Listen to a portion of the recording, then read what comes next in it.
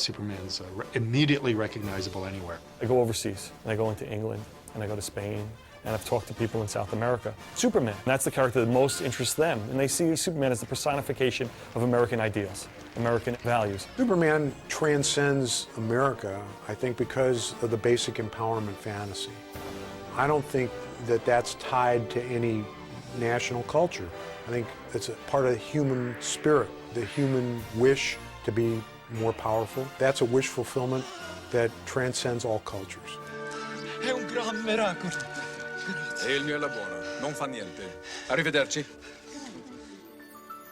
Superman fits as modern mythology in the sense of a tale of the virtuous man. If you had this power, it's obvious the thousands of ways you could go wrong. And here's such a wonderful, incredible set of choices that someone could make to use these powers the right way. Plato believed that we understand the world around us by virtue of ideas of perfection. Like we've got this idea of truth. We've got this idea of justice.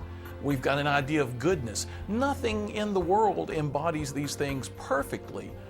But Superman is one of these amazing ideals in that he seems to come the closest to perfection in many ways of embodying Plato's idea of the good.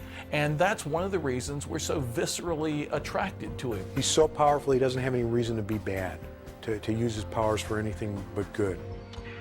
That's an ideal that we all wish for. In terms of classic Greek myths, Superman is Achilles and Batman is Odysseus. Achilles got a lot of help from the gods. He had only one weakness. And Odysseus was this perfected human. Very smart, very clever, very resourceful, but the gods weren't coming down and interceding on his behalf, not very often anyway. Superman is Hercules. To cite one, he's Gilgamesh. He is that person who is among us, but is greater than us. But we can kind of identify with him. You have an extraterrestrial character, and yet through the course of these stories, over the course of 60 years, he is slowly becoming more and more human. And perhaps that's the message of the future, because as we are becoming more and more dependent on technology, we're also wondering in a very deep place in our heart what's happening to the human element of us. What will it take to stay human? The Superman comic in some ways has been prophetic about this. I think that Superman will be around for a long time. He has become part of American history, and you cannot understand our history unless you know Superman.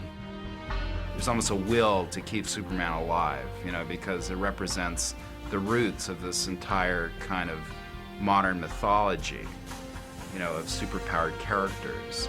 He's bigger than all of us who write and draw and edit and color and read. Superman was there when we got there. He's going to be there when we're gone. And that's the way it should be. I think that's what mythology is. It's just there for the ages. He is the descendant of the extraordinary tales of gods and men from ancient times. He reflects the spirit of societies that may no longer exist, but whose ideals are immortal. He is Kal-El, the last son of Krypton, Superman.